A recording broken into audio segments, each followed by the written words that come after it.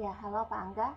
Sekarang saya akan mencoba untuk menganalisis secara kritis satu jurnal.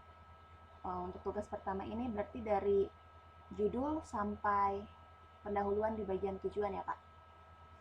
Pertama dari judul, di sini kalau dilihat ada dua penulisan, yaitu penulisan dalam bahasa Indonesia dan penulisan dalam bahasa Inggris. Tapi jika dilihat lagi, tipe huruf yang digunakan, jenis fontnya tuh berbeda, tipe hurufnya yang digunakan berbeda, dimana di penggunaan huruf di tulisan bahasa Indonesia dia besar semua kecuali pada penulisan nama ilmiah dari si bakteri, sedangkan pada penulisan untuk judul bahasa Inggris dia berbeda pemilihan hurufnya jika dibandingkan dengan judul yang bahasa Indonesia. Judul bahasa Indonesia dia besar semua, sedangkan yang bahasa Inggris dia besar kapital depan, selebihnya huruf kecil di belakang. Kecuali untuk pengecualian juga untuk penulisan nama Latin. Kemudian untuk abstraknya, abstrak di sini keseluruhan abstrak sudah mencakup isi dari keseluruhan jurnal, Pak. Jadi dia sudah menjelaskan tujuan di awal, dibuka dengan tujuan, kemudian metode penelitiannya, bagaimana dia pengambilan sampelnya dan di kota-kota apa saja, berapa sampelnya juga telah disinggung di sini. Juga telah disinggung hasilnya dari uji penegasan dan BGLB, namun dalam metodenya nanti tidak hanya dua pengujian ini saja, ada pengujian pendukung lainnya. Kemudian hasilnya sudah tercantum di sini, ya, dimana hanya daerah Sunggal yang positif tercemar E. coli, sedangkan yang lain tidak. Kemudian penyebabnya juga sudah disinggung. Kemudian di sini ada kata kunci. Sini dia hanya pakai 3, yang dia pakai hanya E. coli, Staphylococcus, dan Salmonella. Mungkin bisa ditambahkan kata jamu dan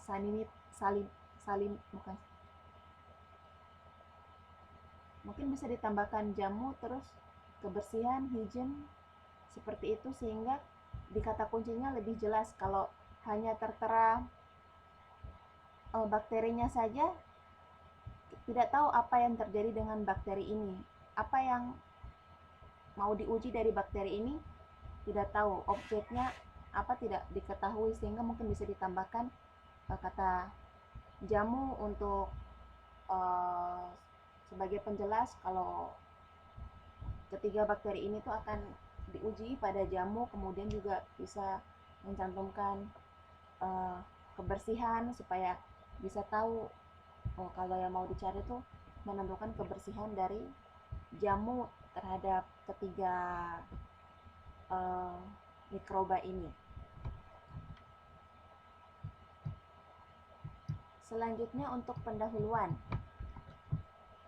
Di pendahuluan, ya, latar belakangnya sudah sangat jelas. Dia menjelaskan bagaimana jamu itu ada sejak dahulu kala dan bagaimana dia disenangi oleh masyarakat. Sudah jelas latar belakangnya. Namun tujuan dan manfaat penelitian tidak dituliskan dalam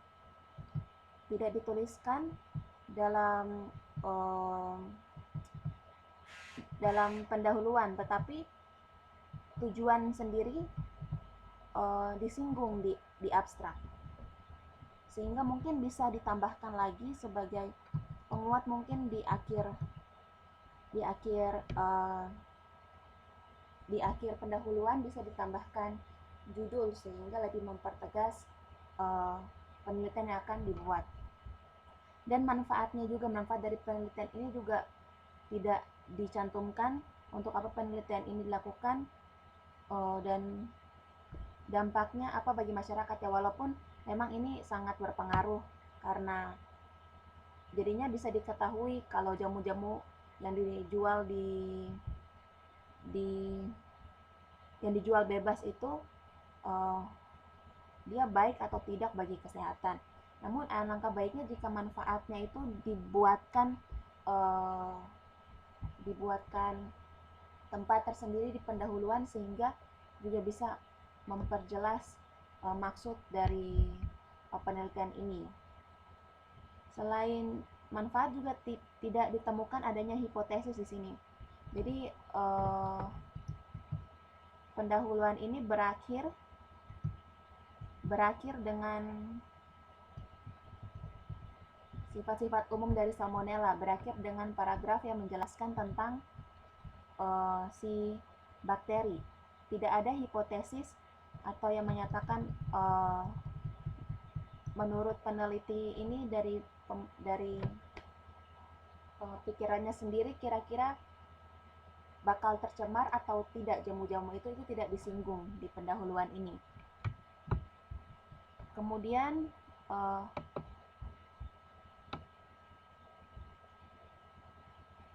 batasan masalah juga tidak dijelaskan. Di sini mengapa yang dia teliti hanya 3 bakteri, yaitu E. coli, S. aureus, dan Salmonella. Kenapa dia tidak meneliti bakteri lainnya? Ya, walaupun di sini sudah telah dicantumkan dari Departemen Kesehatan bahwa ada syarat obat tradisional itu bebas dari E. coli, S. aureus, dan Salmonella.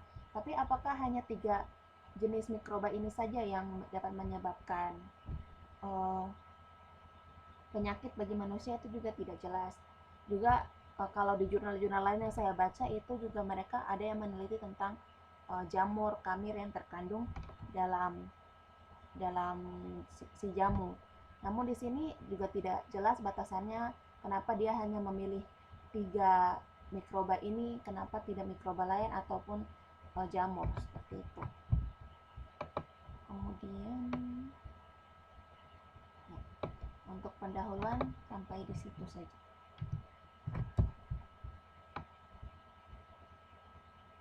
Kemudian di sini juga ada rasa ramuan. Di sini dia jelaskan rasa ramuan itu bervariasi, ada pahit, asam, segar. Menurut saya jika rasa ramuan itu tidak memiliki pengaruh terhadap keberadaan atau adanya kontaminasi dari patogen, itu tidak dituliskan di sini juga tidak masalah. Kecuali jika rasa itu berpengaruh terhadap pertumbuhan mikroba, itu mungkin bisa dijadikan penelitian lebih lanjut. Bisa jadi ide, siapa tahu memang rasa dari jamu itu berpengaruh terhadap pertumbuhan mikroba. Tapi jika tidak ada pengaruhnya, sepertinya keterangan tentang rasa ramuan ini tidak begitu penting, karena sudah diketahui di kalangan orang banyak, jadi mungkin tidak perlu disinggung. Mungkin kalau warna kurang menarik ini kan untuk menarik perhatian ya, tapi kalau memang masyarakat sendiri menyadari akan pentingnya kesehatan dan mengakui khasiat dari jamur, mungkin warna juga